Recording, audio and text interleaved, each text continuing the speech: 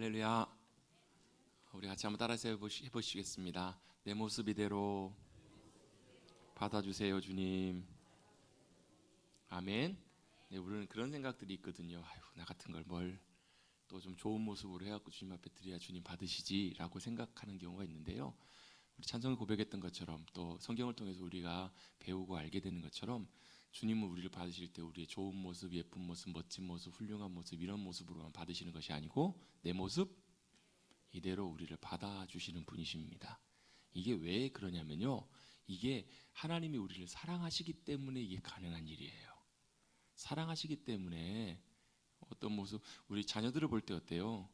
사랑하면 자녀가 잘하면 좋죠. 못하면 어때요? 속상하죠. 그래도 자녀는 자녀예요. 너 못했다고 내쫓아버리고 그런 적 있으신가 봐요. 그런 거 당해보신 적 있으신가 봐요. 어떤 목사님이 아이가 수능 시험을 봤는데 아들이 수능 시험을 너무 망쳤나 봐요. 못 봤나 봐요. 집에 안 들어와요. 집에 안 들어오고 늦은 시간까지 기다리다가 안 들어오다가 문자가 하나 딱 왔어요. 아버지, 제가 수능을 너무 못 봤어요. 아버지, 저 창피하시죠? 부끄러우시죠? 이랬더니 아버지가 뭐라고 답장을 보내셨냐면, 야, 수능을 잘 보면 좋지, 못 봐도 속상하지, 안타까울 수 있지. 근데 그렇다고 해서 아들을 부끄러워한다면 그건 아버지가 부끄러운 거야. 멋진 말이잖아요. 그죠? 그래도 아들은 아들이에요. 왜요? 아버지는 아들을 사랑하기 때문에. 그래, 물론 또 잘하면 좋겠죠. 근데 못한다고 해서 괄시하고 받지 않고 내일 몰아치는 그건 아버지의 사랑이 아니에요. 탕자가 어때요? 사실 성경에 탕자라는 말은 나오잖아요. 집 나간 아들이라고 나오잖아요. 집 나간 아들이라고 나오는데 아들이 집을 나갔는데 어때요? 큰 손해를 끼쳤어요. 아버지의 절반을 반이나 가지고 나가서 다 없애버렸어요. 허랑방탕하게 보냈어요. 어쩌면 아버지가 돈을 떼줄 때도 아들이 그럴 것을 아버지는 이미 알고 있었을 거예요. 아들이 그렇게 얘기할 때도 그제서야 비로소 아들이 다 모든 걸 잃어버리고 이젠 더 이상 살 길이 없어서 이제는 겨우 굶주림에 허덕거리다가 내가 여기서 굶주려 죽겠다. 우리 아버지 집에 가면 하인도 종들도 이렇게 살지는 않을 텐데 아버지에 가서 아들로는 받아주지 마시고 그냥 품꾼의 하나로 하인으로나 나랑 받아주십시오. 왜요? 아들이 생각할 때 자기 모습은 그랬거든요. 근데 아버지는 어때요? 아버지는 어떻죠? 아마 돼지우리에서 뒹굴다가 일하다 왔으니까 어땠을까요? 아마 씻기나 제대로 했을까요? 몰골은 어땠을까요? 아마 우리 성도님들은 정말 얼굴 예쁜 모습으로 오셨는데 어떨까요? 몰골이 가관이었을 거예요. 그렇지 않을까요? 예, 감사합니다. 그런데 그 몰골, 그 냄새 나는 그 아들을 마다하지 않고 아버지는 저 상거가 뭔데 저 멀리서부터 그 아들을 알아보고 달려나와서 아들을 끌어안습니다. 왜요? 그게 아버지니까, 아버지의 사랑이니까. 그 비유가 그 비유를 통해서 예수님이 우리에게 가르쳐 주기를 원하시는 것이 바로 그것이 아버지의 사랑이고 아버지의 마음이시라는 겁니다. 여러분, 하나님께서 우리에게 그 사랑과 그 은혜로 우리를 기다리시고 언제든지 주님 앞에 나오면 우리의 모습, 부족하고 연약한 모습이지만 그 모습을 그대로 받아주시는, 우리를 사랑하시는 아버지신 줄로 믿습니다. 자, 이렇게 믿습니다 하는데 아멘 하시는데 생각보다 많이들 못 믿으시더라고요. 안 믿어져. 아이, 그래도 그렇지. 아유, 면목이 없어서. 아유, 그래도 여러분, 아버지께 나갈 때는 면목으로 나가는 것이 아닙니다. 아버지께 나갈 때는요, 우리의 뭐 잘한 거 가지고 아버지 저 이거 보세요, 잘했어요, 이거 갖고 나가는 것이 아니에요. 있는 모습 그대로 나가는 거예요. 왜? 아버지니까. 그냥 그 존재만으로도 아버지께서는 우리 기쁨으로 받으시는 분, 그분이 바로 우리 아버지세요. 죄송합니다. 제가 저희 애기 얘기를 잘 안 하려고 그러는데 아침에 애기가 일부 예배 전에 이제 엄마랑 같이 딱 오면서 제 방에 딱 들어오더니 아빠 불러요. 왜? 그랬더니 선물이 있대요. 뭔가 봤더니 집에서 달력을 잘라가지고 손목에다 이렇게 둘둘 감아갖고 시계라고 만들어 온 거예요. 그러면서 아빠 주는 시계야, 선물이야 주는 거예요. 그게 시계예요. 근데 어때요? 그 마음이 이쁜 거예요. 그 마음이 좋은 거예요. 그게 아이의 마음이고 그걸 받는 아빠의 마음, 그게 사랑의 관계잖아요. 여러분, 하나님과 우리와의 관계도 그런 사랑의 관계임을 여러분 경험하시고 깨닫게 되시는 우리 모두가 되시기를 간절히 주님의 이름으로 축복합니다. 그 사랑을 알게 되면 순종해요. 그 사랑을 알게 되면요, 헌신해요. 어떻게 해요? 내 모든 것을 다 드리는 것이 아깝지가 않아요. 그게 진짜 사랑이. 그 사랑을 알 때 우리도 하나님을 사랑할 수 있습니다. 여러분, 하나님 아버지의 사랑을 어떤 사랑인지를 잘 깨닫게 되시는 우리 모두가 되시기를 간절히 바랍니다. 자녀가 언제 효도해요? 깨달을 때 뭘 깨달을 때요? 그 부모님의 사랑이 어떤 사랑인지를 알고 부모님이 내게 어떤 존재인지를 알게 되면 부모님께 효도합니다. 죽어라 효도해라도 안 해요. 공부 좀 해라 이거 사 해요 안 해요? 안 해요. 그러다가 깨닫게 되면 하더라고요. 아 이게 엄마 아빠의 사랑이구나. 여러분 우리도 마찬가지예요. 성경은 이렇게 분명히 말씀하세요. 마음과 뜻과 힘을 다하여 하나님을 사랑하라. 어떻게 사랑해요? 사랑은 방법이 있더라고요. 하나님이 나를 사랑하시는 그 사랑이 얼마나 크고 놀라운지를 우리가 날마다 경험하고 깨닫고 그 은혜와 감격들을 경험하면 우리도 주님 사랑하게 되더라고요. 여러분 우리의 모습을 그대로 받으시는 그 주님 앞에 우리 자신을 드리고 그 주님 앞에 나가셔서 나를 사랑하시는, 나를 받아주시는 그 하나님의 사랑과 은혜를 놀랍게 경험하시는 우리 모두가 되시기를 주님의 이름으로 축복합니다. 그게 우리의 신앙생활이에요. 또 한 가지가 있어요. 하나님은 우리를 그렇게 기쁨으로 사랑으로 받으세요. 또 언제 어떤 모습으로 연약하고 넘어져도 우리를 받으시면서 또한 동시에 기대하시는 것이 있어요. 저와 여러분을 통해서 바라시는 소망이 있다고요. 그 기대가 뭔가 우리를 이 땅에 보내신 하나님의 목적과 의도대로 우리가 주님과 믿음으로 동행하며 살아가는 삶을 사는 거예요. 그 삶이 어떤 삶인가? 그 삶이 어떤 삶이에요? 하나님이 어떤 분이신지를 우리를 통해 나타나는, 아까 우리 일부 예배 때 우리 유치부 전도사님 딸이 이제 처음 교회 방문해서 교회 이제 예배 드리러 와서 같이 기도했어요. 제가 보고 깜짝 놀랐어요. 완전히 아빠예요. 아빠하고 완전 똑같이 딱 닮았어요. 왜 그래요? 딸이니까 아빠님 엄마 닮겠죠. 우리는 누구예요? 하나님의 아들 딸이잖아요. 그럼 누구 닮아요? 아버지를 닮아요. 우리를 보면서 누굴 봐요? 하나님을 보고 하나님의 영광을 보고. 왜 갑자기 고개를 숙이신지 모르겠어요. 안 그러신가 봐요. 그러기를 기대하신다고요. 그래서 너희는 세상에 뭐라고 빛이라고요. 왜요? 우리가 빛이 아니라, 우리가 잘해서 빛을 비추는 것이 아니라 누가요? 우리 아버지가, 우리 주님이 빛이시기 때문에 세상이 어떻게 해요? 우리를 통해서 그 빛을 보기를 원하시는 거예요. 누가요? 하나님 아버지가. 그게 저와 여러분을 부르신, 저와 여러분을 예수님의 피값으로 그리스도인으로 사주신, 구원해 주신 구원의 중요한 목적이에요. 너희는 세상의 빛이다. 산 위에 있는 동네가 숨겨지지 않을 것이다. 그 말은 무슨 얘기냐면, 산 위에 있는 동네는 밤에 불을 켜면 어때요?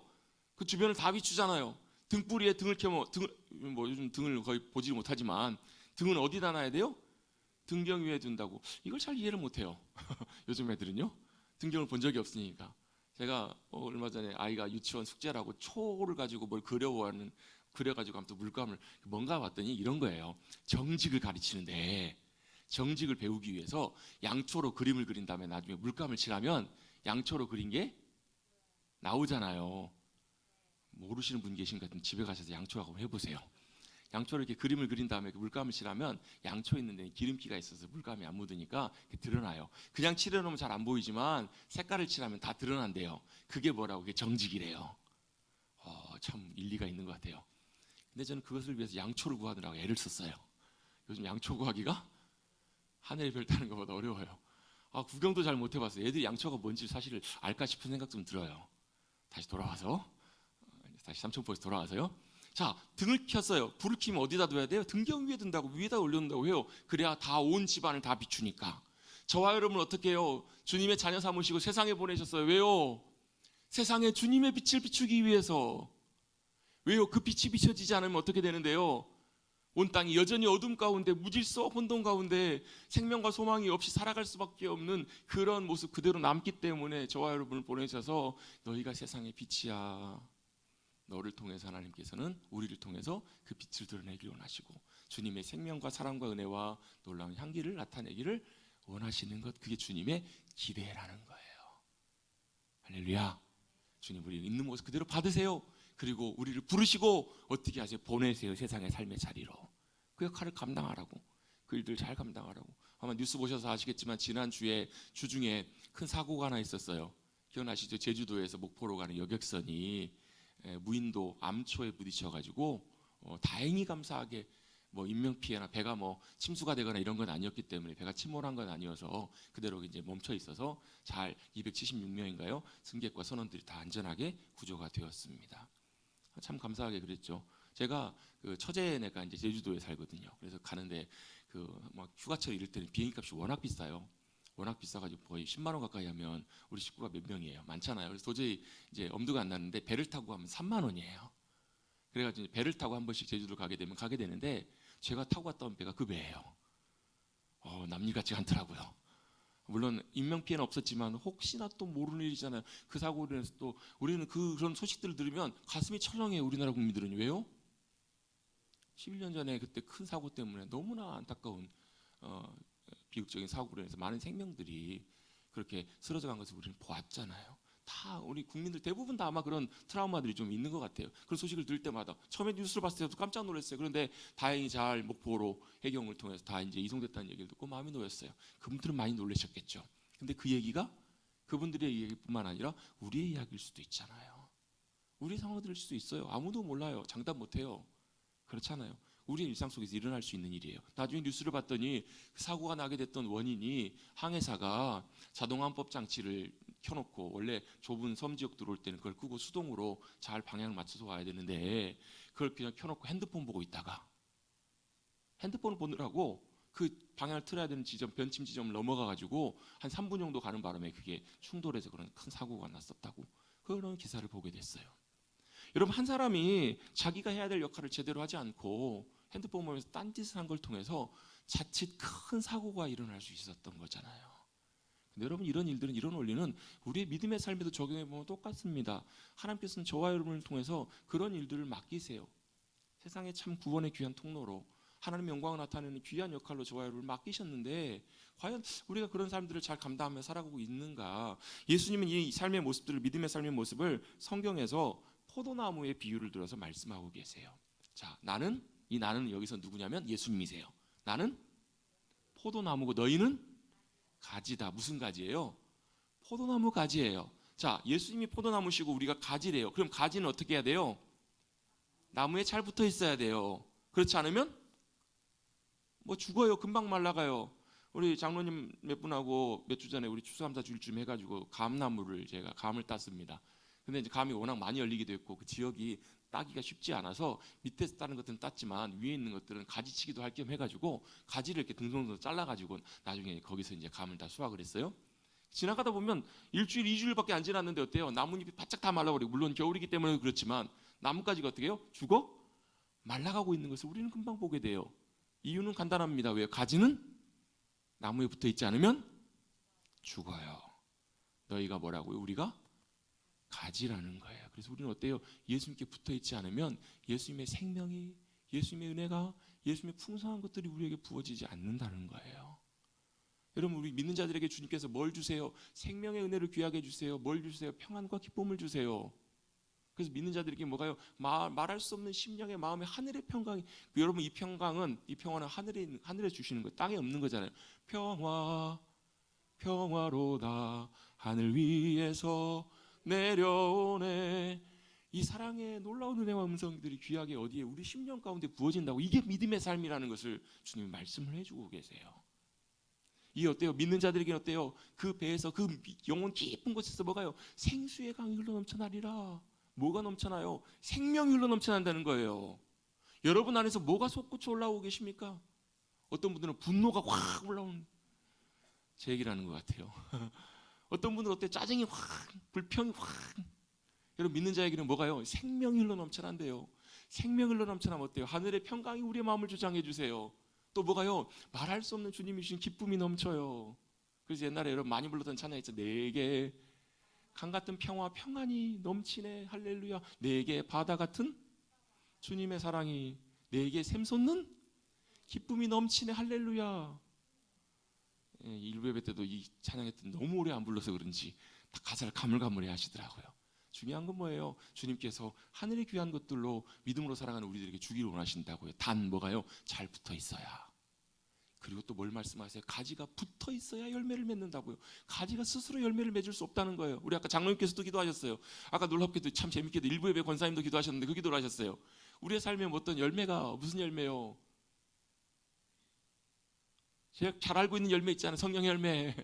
또 뭐예요? 어떤 열매요? 우리의 삶에 귀한 열매가 몇 개로 나세요?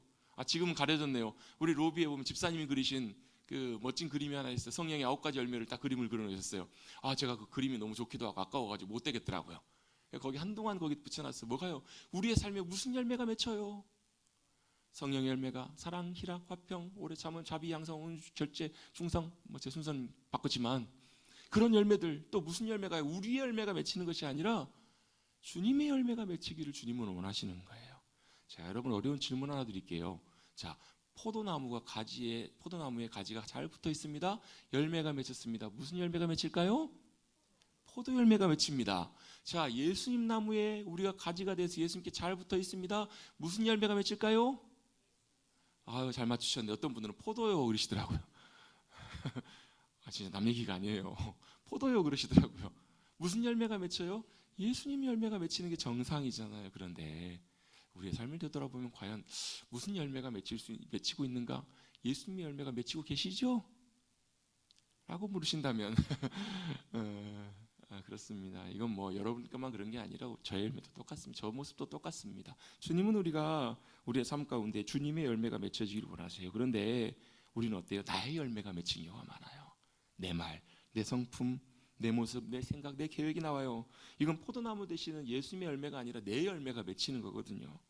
한 목사님이 운전을 하시다가 길에서 갑작스럽게 트럭이 방향 전환도 없이 갑자기 탁 끼어드는 바람에 사고가 났대요. 누구 책임이에요? 끼어든 차의 책임이 크겠죠. 내리자마자 내려가지고 목사님이 좀 화도 나시기도 하시고 그러죠. 아유, 왜 운전을 그렇게 하시냐고. 이러면서 막 그분에게 뭐 이렇게 항의를 했다는 거예요. 왜 이렇게 끼어들면 어떻게 하냐고 막 항의를 했던 이 운전하셨던 운전자가 내려가서 사과를 해요. 아유, 죄송합니다. 제가 실수했습니다. 그러면서 보험 처리 잘 해드리겠습니다. 걱정하지 마십시오. 이런데도 자꾸 이 목사님이 강한 목소리로 항의를 하셨다는 거예요. 마음속에 이런 마음이 있었대요. 강하게 항의를 해서 내가 잘못한 것이 아니라 당신이 잘못한 거다. 그리고 딴소리 하지 마라. 나중에 당신이 책임져라. 이런 마음이 있었기 때문에 이렇게 잘 계속 큰 소리로 항의를 하셨다고요. 조금 이따 보험회사 직원이 와서 걱정하지 마시라고 수리도 잘 처리해드리고 그다음에 그 사이에 이용하실 차량도 잘 준비해 놓겠다고 이렇게 얘기하면서 다치신 곳이 없냐고 이렇게 물어보더라는 거예요. 그제서야 목사님 마음속에 맞다. 나도 그렇게라도 물어봤어야 되는데 왜요? 내가 목사니까. 근데 목사 빼놓고 내가 그리스도인이니까 라고 한번 적용을 한번 해보십시다. 근데 그게 생각이 나면서 확 부끄러움이 몰려오더라는 거예요. 상대방에게 뭐 하다못해 말로 다친 곳이 없냐고 이렇게 물었어야 되는데 그제서 생각이 나더라는 거예요. 그렇게 사고 처리를 다 마치고 이제 자리를 떠나면서 사고 운전자와 마지막으로 인사를 나누는데 그분이 이렇게 얘기합니다. 무슨 교회 목사님 아니세요? 라고 얘기를 하는 겁니다. 갑자기 그 얘기를 듣고 깜짝 놀랐습니다. 목사님 당하고 있을 때 제가 그 교회 몇 번 예배드리러 갔어요. 이렇게 얘기를 하시는 겁니다. 쥐구멍이라도 들어가고 싶은 심정이었다고 합니다. 자기에게 유리한 쪽으로만 불리하지 않으려고 했던 자신의 모습이 부끄럽게 생각이 들면서 아이고 선생님 죄송합니다. 제가 혹시라도 상처를 드리는 말이나 이런 것들이 있었다면 용서해 주십시오. 죄송합니다. 라고 이렇게 양해를 구했습니다. 그분이 이렇게 얘기했습니다. 목사님 제가 다음에 예배 드리러 갈게요. 이렇게 얘기했다라는 거예요. 돌아오는 길이 얼마나 부끄럽든지. 근데 제가 이 이야기를 책에서 읽으면서 이 얘기가 남의 얘기 같지가 않더라고요. 이 얘기가 저 얘기 같고 이 시대를 살아가는 우리 그리스도인들 삶 속에서도 충분히 일어날 수 있는 그런 일은 아닌가라는 그런 생각이 들었습니다. 이 목사님의 이야기지만 그러면서 이 목사님이 너무 좋아하시고 늘 항상 붙드는 말씀이 갈라디아서 2장 20절 말씀이래요. 내가 그리스도와 함께 십자가에 못 박혀 죽었나니 이제는 내가 사는 것이 아니고 주님이 사시는 것이라. 근데 실제는 어때요? 죽은 줄 알았던 내가 살아서 발딱발딱 뛰어다녀요. 우리의 삶에서 열매에서 나타나더라는 거예요. 그러면서 이 목사님이 그래서 이 내용에서 이렇게 마무리를 하더라고요. 이 말씀의 자리로 다시금 돌아와야 되겠다고. 늘 매 순간 이 말씀을 다시 한번 붙들고 돌아와야 될 거라고 이렇게 다짐을 하셨다고 합니다. 여러분 우리의 삶에 어떤 열매가 맺혀지는가? 어떤 분도 이렇게 작정을 하셨다고 해요. 이분도 내가 믿음으로 그리스도인으로 삶을 살아가는데 식당에서 밥 먹고 나오면 그릇과 내용들을 간단하게라도 다 정리하고 일어나야지라고 이렇게 결심하셨대요. 왜 그런 결심하셨냐고 봤더니 그분이 밥 먹기 전에 뭐래요? 기도하고 밥을 먹어요. 그렇죠. 기도하고 밥을 먹습니다. 기도하면 사람들이 보면서 일하는 사람들도 저 사람은 교회 다니는 사람인가 보다라고 충분히 알 수 있을 거예요. 그런데 교회 다니는 사람, 주님의 자녀, 그리스도인들이 식사를 하고 나가는 그 자리가 어때요? 엉망이 돼버리고 뭐 이러면 어때요? 그분들이 치우면서 어떻게 해요? 상당히 불쾌해하고 싫어하겠죠. 그래서 최대한 가급적으로 쓰레기들 정리하고 그릇들도 모으고 이렇게 해서 일어나겠다고. 왜요? 남은 자리에 뭐가요? 최소한 조금이라도 주님의 마음, 주님의 섬김과 귀한 것들이 남기를 원하는 그런 마음에서 그렇게 하기로 이렇게 결심했다라는 얘기를 들은 적이 있습니다. 여러분 우리의 삶의 자리에 우리의 모습 속에 과연 주님의 열매가 잘 맺혀지고 있는가 우리는 잘 돌아보아야만 할 것입니다. 어떤 미국에 있는 목사님이 자신이 섬기는 교회를 이렇게 소개한다고 해요. 누가 그 교회 무슨 교회 어떤 교회예요? 라고 물으면 이렇게 소개한다고 합니다. 공사 중인 교회예요. 공사 중인 교회예요 라고 이렇게 소개한다고 합니다. 그리고 어디요? 본당 공사하세요? 리모델링 하세요? 건축하세요? 라고 물어보면 아니요, 우리의 삶을 주님의 성품과 모습으로 닮아지는 그런 공사하고 있는 교회라고. 근데 이 말이 참 일리가 있는 말 같아요. 공사 중인 교회, 여러분 어때요? 그 공사가 언제까지 될까요? 완성될 때까지. 언제 완성돼요? 주님 오실 때. 주님 앞에 설 때 완성되겠죠. 그럼 우리는 언제까지? 그때까지 계속 공사를 멈추면 안 돼요. 왜? 공사는 계속 해나가야 돼요. 공사를 멈추면 그대로 멈춰요. 즐겁게 춤을 추다가 그대로 멈춰라. 이건 아니지만 그대로 멈춘다고요. 공사 중이라는 말은 무슨 말이에요? 끊임없이 주님 닮아가는 우리의 삶의 모습으로 우리의 삶과 성품과 모든 모습들이 조금씩 주님을 닮아가는, 옛 자인의 모습은 허물어져 가고 주님으로 다시금 세워져 가는 그런 믿음의 삶의 여정, 그것이 바로 이 목사님이 표현하고 싶었던 아마 공사 중이라는 이런 표현일 것입니다. 여러분, 우리 교회도 공사 중인 교회가 되십시다.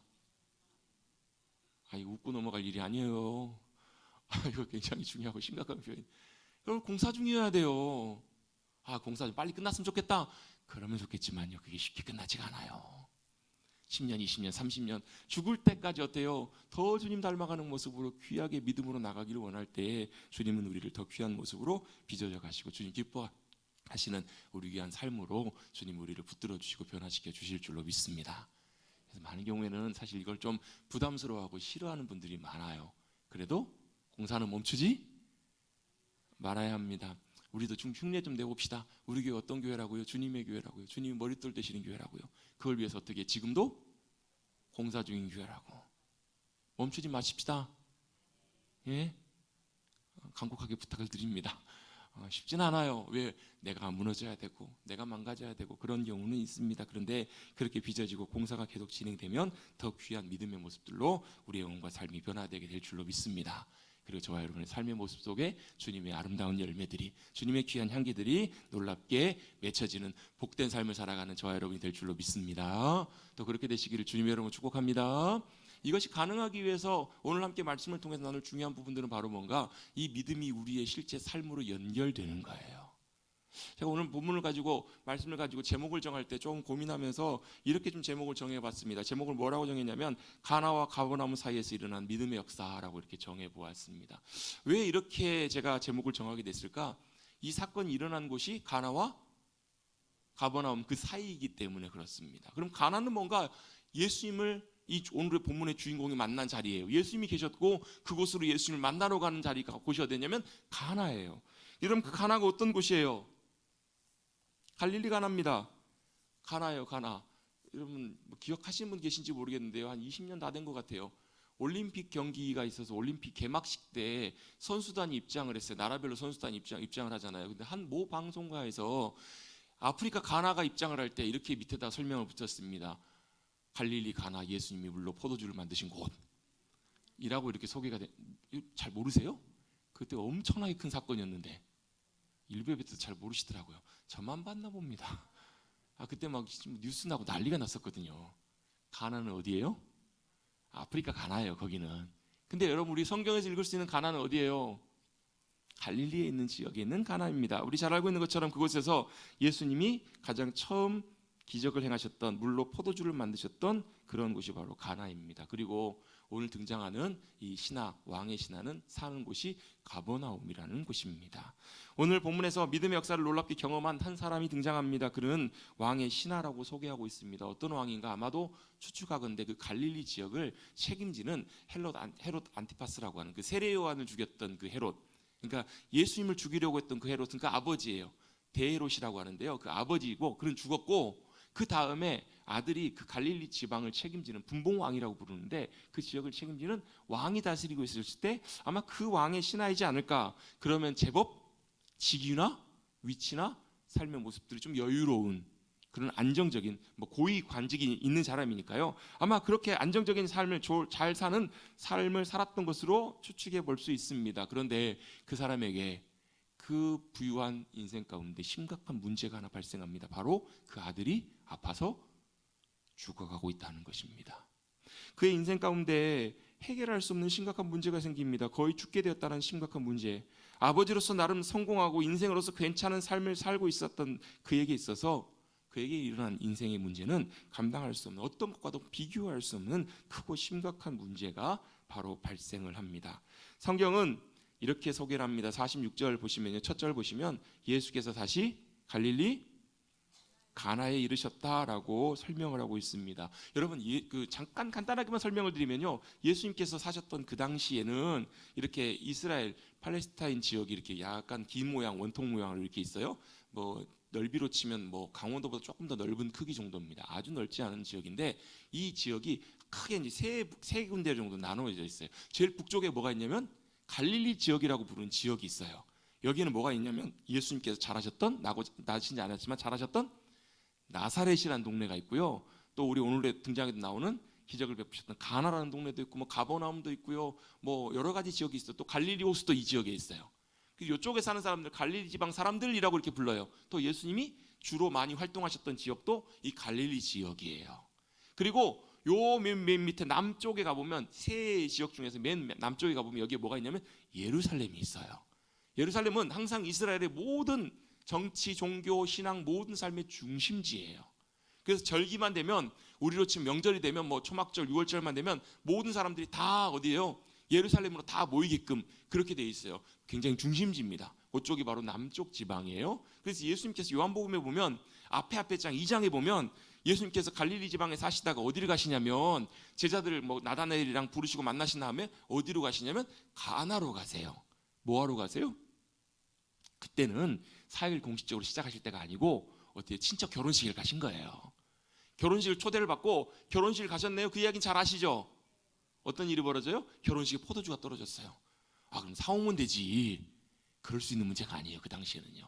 그리고 포도주 하면 우리는 뭐 음주로 생각하는데, 술 이렇게 생각하는데, 그 당시에는 이렇게 생각하시면 좋을 것 같아요. 우리로 치면 피로연 식사, 음식. 결혼식 피로연 식사가 떨어진 거예요. 그럼 돼요, 안 돼요? 안 되잖아요. 여러분, 결혼식을 했는데 식사로 하객들이 와가지고 식사로 가셨는데 밥이 다 떨어졌어요. 그럼 어떻게 해요? 큰 낭패잖아요. 저도 기억납니다. 거의 20년 다 된 결혼식인데요, 용인에서 있었던 결혼식이에요. 차를 운전해가지고 갔는데 결혼식을 막 축하하고 내려왔더니 거기에 결혼식 예식장이 굉장히 큰 예식장이었던 것 같아요. 하객들도 굉장히 많이 왔어요. 무슨 일이 벌어졌을까요? 밥을 먹으러 내려갔더니 앞에서 밥이 끊긴 거예요. 제가 또 밥에 진심인 사람 아닙니까? 굉장히 뭐 이해는 하려고 하면서도 뭐 사람 많았으니까 그럴 수도 있겠다 싶으면서도 아직 누구 결혼식인지 기억이 안 나요. 근데 기억나는 하나는 결혼식에 밥 떨어졌다는 건 잊혀지지가 않아요. 그런 일이 일어나서는 안 되겠죠. 그게 어때요? 혼주 입장에서는, 신랑 신부 입장에서 어때요? 너무나 사실 또 불편한, 또 부끄러운, 너무나 사실 안타까운 그런 일이잖아요. 기뻐하고 축하해줘야 될 결혼식에 어때요? 걱정이 문제가 아니라 결혼식이 그냥 그대로 기쁨의 잔치에서 끝나버릴 그런 상황 속에서 거기에 누가 계셨죠? 예수님이 계세요. 예수님이 어머니를 통해서 예수님이 물을 포도주로 바꾸십니다. 예수님이 물로 포도주로 바꾸셨네. 이게 문제가 아니고 뭐예요? 아무것도 없던 가운데서 또 슬픔으로, 안타까움으로 그렇게 송구해가면서 미안한 마음으로 끝날버릴 수밖에 없었던 결혼식을 주님이 어떻게 해요? 이전보다 더 큰 하늘의 기쁨으로 주님이 거기에 채워주시잖아요. 옛날 전에 맛봤던 포도주보다 더 맛있는 포도주, 그 누가 만드신 포도주예요? 주님이 말씀으로 만드신 포도주. 그건 뭘 의미해요? 하늘의 기쁨으로 그 결혼식, 가나의 결혼식장을 주님이 뭐 하신 거예요? 바꿔주시고 채워주신 거예요. 자, 이렇게 가나에서 기적을 베푸세요. 그리고 나서 다시 예루살렘으로 올라가십니다. 예루살렘에서 성전을 깨끗하게 정화하신 장면이 2장에 나와요. 그리고 거기서 간단한 사역을 마치신 다음에 다시 갈릴리로 내려오는데, 보통 일반적인 유대인들 같은 경우에는요, 그 사마리아, 그 중간에 있는 땅이 사마리아 땅이에요. 그 땅을 지나가지 않아요. 왜? 사마리아 사람들과 상종을 하지 않으니까. 돌아가거나 하는데 예수님이 어떻게 해요? 그냥 그 길 통과해서 지나가세요. 왜 거길 지나가셨을까? 성경의 사건을 통해서 추측해 보건대 한 가지 이유가 있다는 것을 우리는 알게 돼요. 그 여인 한 사람을 만나기 위해서. 수가성에 있는 그 과부된 한 여인, 그 남자 문제 복잡한 인생의 여러 가지 어려움 가운데 있는 그 여인을 만나시기 위해서 예수님이 거기를 지나가세요. 그 여인이 예수님을 거기서 만나요. 놀라운 역사를 경험해요. 그 지역이 예수님을 믿게 되는 놀라운 일들이 있고, 그리고 다시 예수님이 어디로요? 갈릴리에 도착하셔서 오신 곳이 바로 어디였냐면 갈릴리 가나예요. 예수님이 갈릴리 가나로 도착하셨습니다. 그곳에 도착하셨을 때 예수님이 오셨다라는 소식이 들려집니다. 46절에 보시면 전에 물로 포도주를 만드신 곳이라. 이걸 다시 한번 강조하는 이유는 뭘까요? 그 갈릴리 가나에서 주님께서 그런 능력을 나타내셨다고. 그러면 그 주변에 있는 사람들은 어때요? 그 예수님의 기적과 행하신 것들을 듣고 보았겠죠. 그 소식을 누가 들었는가? 왕의 신하가 있어 그의 아들이 가버나움에 병들어 있었더니. 자, 그걸 통해서 이 사람이 원래 사는 곳은 가버나움이라는 것을 알 수 있습니다. 그러면 갈릴리 가나와 가버나움이 얼마나 떨어져 있을까? 가나와 가버나움은요, 대략적으로 한 30여 킬로, 28km에서 한 32km 정도 되는데요, 한 32km 정도 떨어진 거리예요. 한 얼마 정도 걸릴까요? 쉬지 않고 빨리 좀 어느 정도 속도를 내서 걸으면 한 8시간 정도면 도착할 수 있는 거리긴 합니다. 그런데 문제는 뭐냐면 갈릴리 가나하고 이 가버나움이 고도 차이가 좀 있어요. 이 이스라엘은 지형이 해수면 밑으로 지형이 되어 있습니다. 그래서 가버나움은 아래쪽 평지에 있는데요, 마이너스 200m예요. 해수면보다 200m 낮아요. 근데 갈릴리 가나는 플러스 300m예요. 그러면 얼마 정도 올라가야, 고도를 올라가야 돼요? 산으로 치면 한 대략 500고지 정도, 500에서 600고지 정도 되는 제법 고도 차이가 있는 거예요. 그러니까 쭉 30여 킬로 올라가야 되는 거예요. 평지 30km 걷는 것도 사실 만만치 않은데 이 오르막길을 쫙 30여 킬로 올라가야 되는 것은 쉬운 일이 아니에요. 쉽지 않은 일인데 이 신하에게는, 이 병든 아들을 둔 아버지에게는 이 길이 어때요? 힘들고 말고 할 것이 없어요. 지금은 왜요? 그거보다 더 심각하고 중요한, 인생에 너무너무 중요한 문제가 그에겐 있기 때문에 그 길을 달려서 예수님께 올라가게 됩니다. 왜요? 소식을 들은 거예요. 무슨 소식을요? 예수님이 다시 오셨다는 소식. 근데 그분이 어떤 분이세요? 놀라운 기적을 행하시고 병든 자를 고치시고 귀신을 내어 쫓으시고 그들을 자유케 하시는 주님이셨다라는 것을 그들이 어때요? 들었어요. 그 신하도 분명히 들었을 거예요. 그리고 어때요? 그 생긴 자신의 문제 때문에, 심각한 문제 때문에 예수님을 찾습니다. 그리고 예수님께 달려나갑니다. 47절입니다. 47절 이렇게 말씀합니다. 그는 신하예요. 그가 예수께서 유대로부터 갈릴리로 오셨다는 것을 듣고 뭐 했다고요? 들었다고요. 먼저 소식을 들었습니다. 무슨 소식을? 예수님이 다시 오셨다는 소식을 들었어요. 그리고 가서 어디서요? 가버나움에서 가나까지 올라가서 뭐 합니까? 청합니다. 예수님께 부탁합니다. 요청합니다. 예수님, 부탁을 좀 들어주십시오. 내려오셔서 가나에서 가버나움 우리 집으로 좀 내려와 주셔서 내 아들의 병을 좀 고쳐주십시오 라고 이렇게 구하고 있는 모습을 보게 됩니다. 그러면서 이렇게 얘기합니다. 아들이 거의 죽어갑니다. 아마 어쩌면 이 아버지는, 이 신하는 예수님께 이 부탁을 하면서 거의 울먹울먹 하면서 부탁하지 않았을까 싶어요. 예수님, 도와주세요. 지금이야 병들고 아프면 치료받으면 회복이 많이 됩니다. 요즘 참 좋은 시대를 살죠. 참 웬만한 병들도 많이 치료를 받으면 회복될 수 있는 그런 시대를 살아갑니다. 그래도 안 되는 병들도 참 많아요. 그 당시는 어땠을까요? 열이 나고 중병에 걸립니다. 병에 걸리면 회복되기 어려운 경우들이 너무너무 많았어요. 그 당시 의원도 있었지만 할 수 있는 것이 한정적이었겠죠. 아버지 입장에서는 어때요? 절망적인 상황이에요. 아버지 입장에서는 어때요? 너무나 급박하고 다급하고 너무나 어려운 상황 속에 그가 그 문제 상황 속에 처해 있는 것을 우리는 볼 수가 있습니다. 그리고 자신에게 닥친 그 문제에 대해서 어떻게 해요? 예수님께 도움을 구하고 예수님께 답을 찾기 위해서 예수님 앞에 도움을 청하며 달려나오는 본문의 내용이 47절까지의 내용입니다. 여기서 우리는 이 아버지를 통해서 하나 살펴볼 수 있는 것이 있습니다. 바로 믿음에는 어떤 믿음이 있는가? 믿음에는요, 듣는 믿음이 있습니다. 뭘 듣는 믿음이요? 말씀을 듣고 듣는 믿음이 아니라 이 듣는 믿음은 뭘요? 소리를 듣고 소문을 듣고 믿는 믿음이에요. 이 믿음은 어찌 보면 우리의 믿음의 가장 시작 중에 하나라고 볼 수 있습니다. 갈등하고 애쓰고 찾는 믿음입니다. 처음 아버지께 예수님께 나아갈 때 그 아버지는 어땠을까요? 예수님에 대한 소문을 들었습니다. 이야기를 들었습니다. 뭐에 대한 소문이요? 갈릴리 가나에서 물로 포도주를 만드셨다는 소문. 또 어때요? 병자들을 고치시고 불가능한 일을 이루시고 놀라운 능력과 역사를 나타내셨다는 소문을 많이 들었을 겁니다. 그는 예수님을 기다렸습니다. 왜요?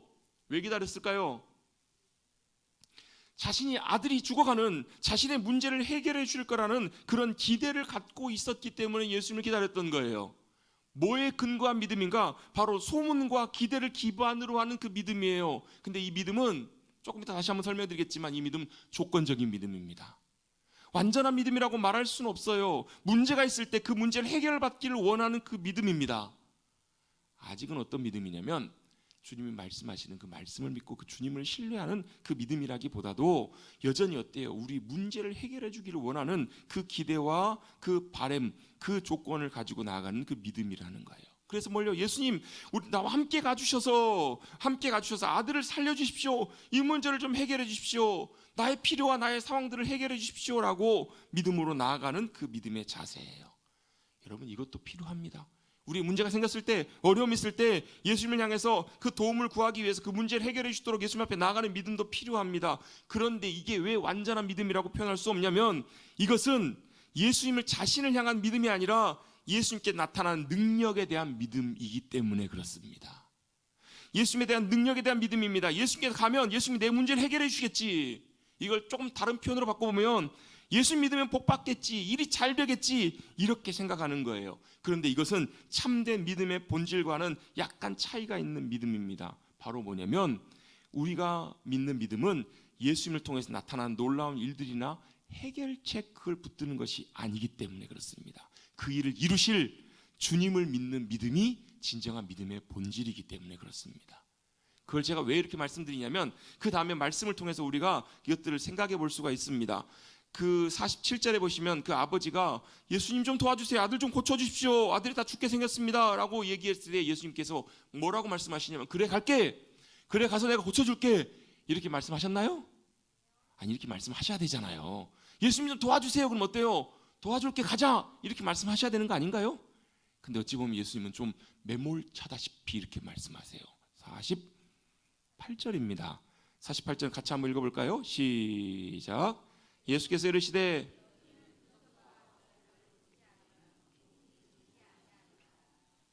아멘. 이게 무슨 말씀이냐면요, 예수님께서 그들에게 사람들에게 너희는이라고 얘기합니다. 너는이라고 얘기하지 않고요, 너희는이라고 얘기하십니다. 왜 그럴까요? 단순히 그 신하 그 한 사람만 말하는 것이 아니라 그 주변에 있는 사람들, 다른 모든 사람들 향해서도 예수님 말씀하시는 거예요. 너희는 뭘요? 표적과 기사를 보지 못하면 도무지 믿지 못한다는 거예요. 그럼 표적과 기사가 뭐예요? 아, 예수님 이전에도 놀라운 일들을 행하셨잖아요. 놀라운 기적들을 나타내셨어요. 아, 이걸 안 보면 안 믿는다? 그러면 어때요? 아, 예수님이 그런 기적을 보여주셔야 우리가 믿겠구나. 이걸 말씀하시는 것이 아니라는 거예요. 이걸 왜 그렇게 제가 설명을 드리냐면 그 이유가 있습니다. 여기서 표적이라는 말은 세메이온이라는 단어를 쓰는데요, 이 단어는 지금 쓰는 우리 영어 단어하고 연결해 보면 사인이라는 단어가 있습니다.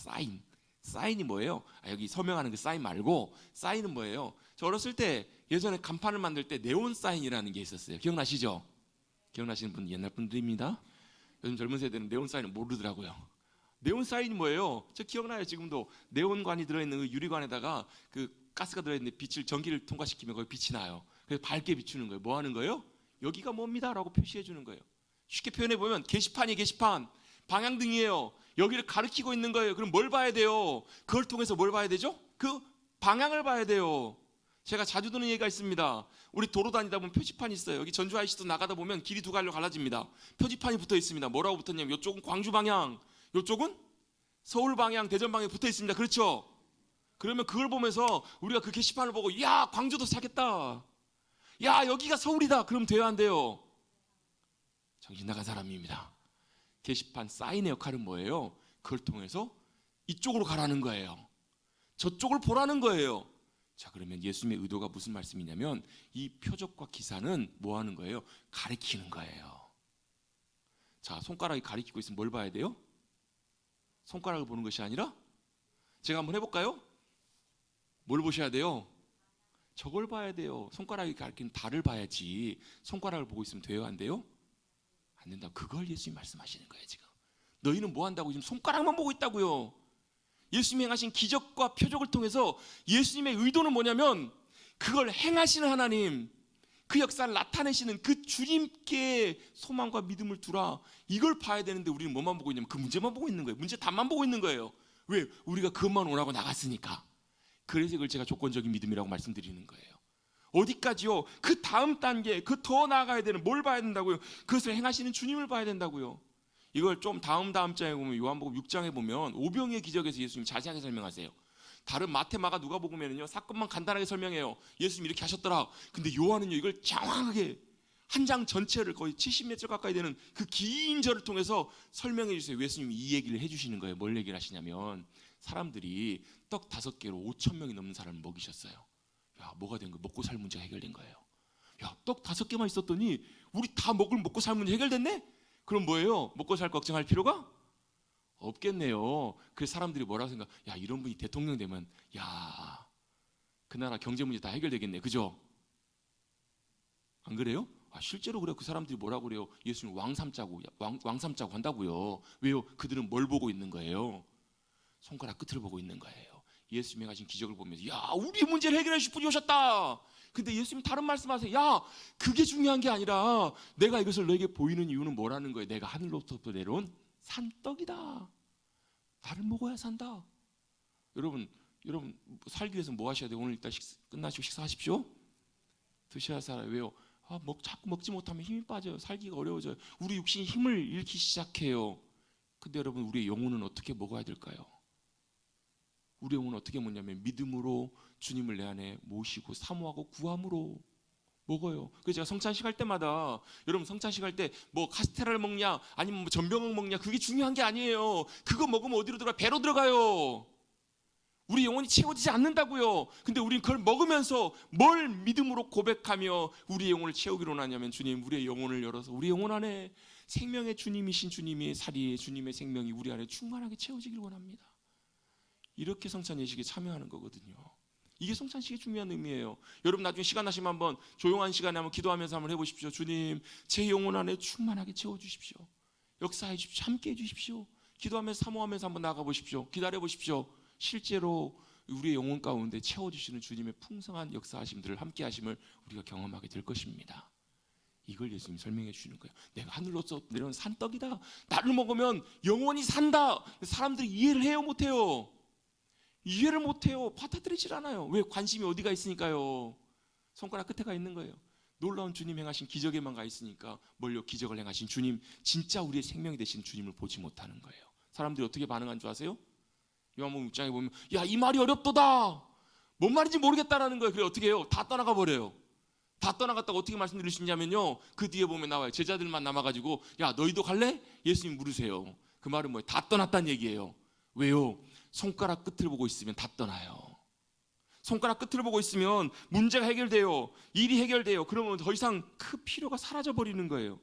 우리는 이렇게 생각합니다. 예수 믿으면 문제가 해결되고 복을 받고 일이 잘 된다. 물론 이런 것들도 주님을 통해서 우리가 누릴 수 있는 놀라운 복과 은혜입니다. 처음에 우리가 예수 믿을 때는 하나님께서 이런 놀라운 일들도 많이 허락해 주세요. 예수 믿고 났더니 놀라운 일들이 일어나요.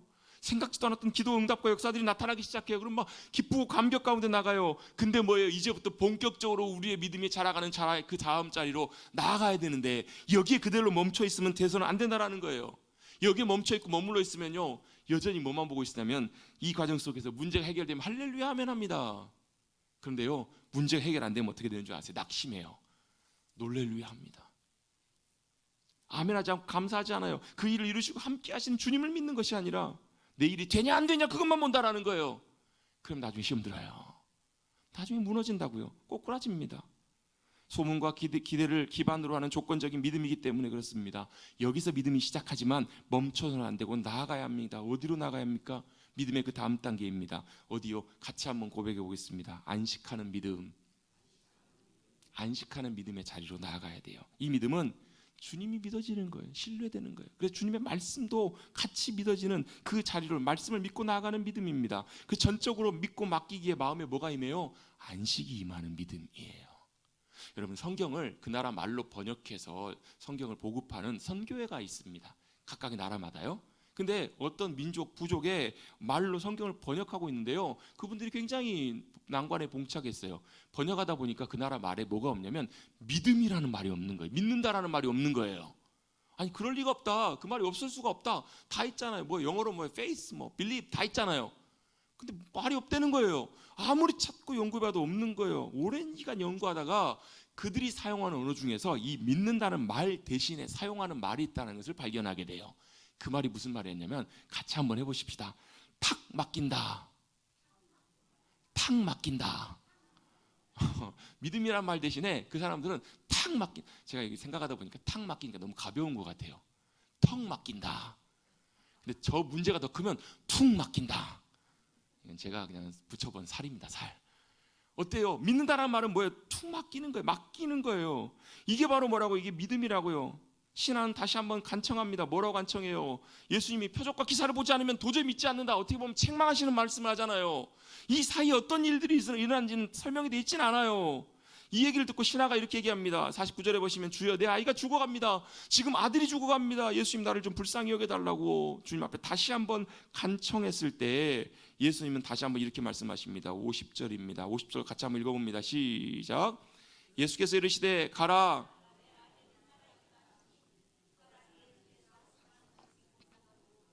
아멘.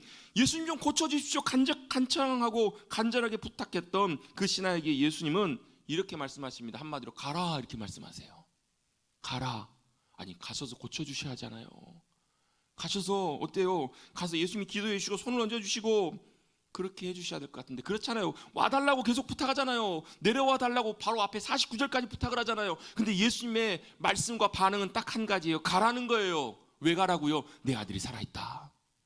내 아들이 살았다 라고 예수님 말씀하시면서 가라라고 말씀하십니다. 그런데 여기서 더 재밌는 일이 벌어집니다. 무슨 일이요? 그 사람이 어땠다고? 예수님이 하신 말씀을 믿고 갔다 하고요. 뭐랬냐면요, 이제 예수님의 말씀을 믿습니다. 이 안에 이 사이 어떤 일이 일어났는지 성경은 설명하고 있지는 않아요. 이 한 절 사이 어떤 일이 일어났는지 모르지만 한 가지 우리가 추측해 볼 수 있는 거 하나가 있습니다. 바로 뭐냐면 이게 바로 예수님의 말씀의 능력이라는 거예요. 왜요? 예수님의 말씀을 통해서 이 사람에게 뭐가 생겼나? 참된 믿음이 생겼다라는 거예요. 그래서 로마서 10장에서 이렇게 말씀합니다. 믿음은 어디서부터 나냐면 들음에서부터 난대요. 근데 뭘 듣냐면 들음은 하나님의 말씀, 하나님의 말씀으로 말미암는다라고 로마서 10장 17절에 말씀하세요. 자, 믿음은 어디서부터 난다고요? 들음에서. 뭘 들어요?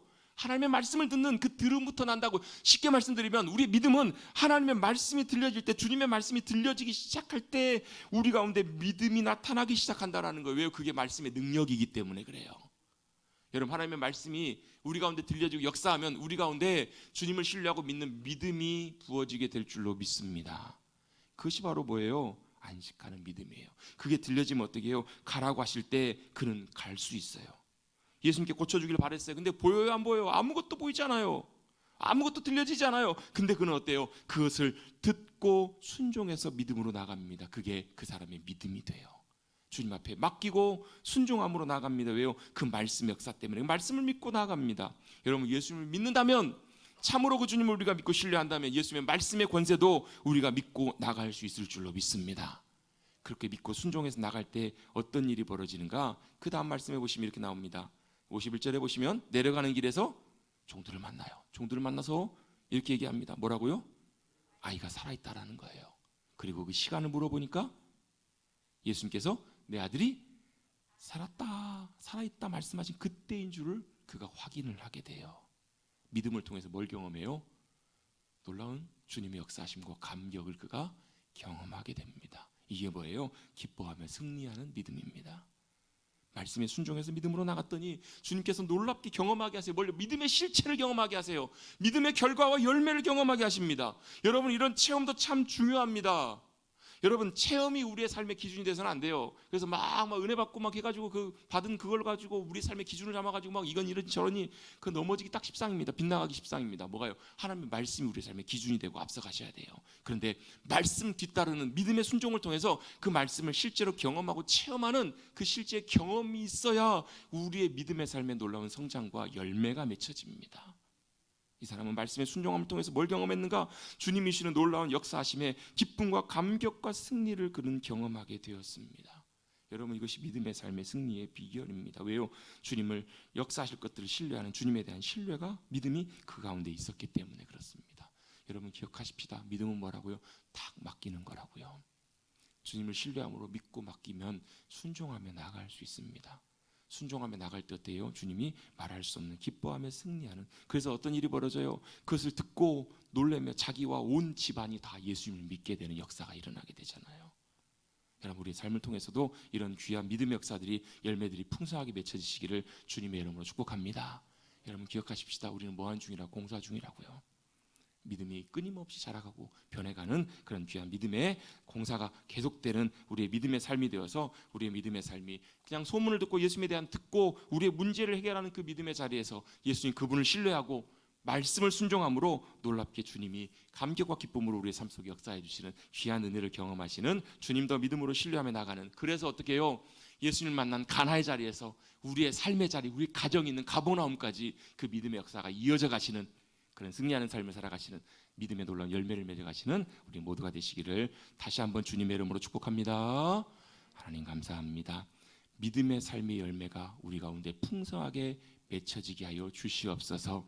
믿음 따로 삶 따로 우리의 신앙 따로 우리의 삶의 가정의 자리, 우리의 삶의 자리 떨어지지 말게 하시고 연결되어서 믿음의 놀라운 풍성한 열매를 맺고 감격과 기쁨으로 주님과 함께 믿음으로 승리하며 나가는 우리 모두들 되게 하여 주시옵소서. 감사드리며 예수님의 이름으로 감사 기도드리옵나이다. 아멘.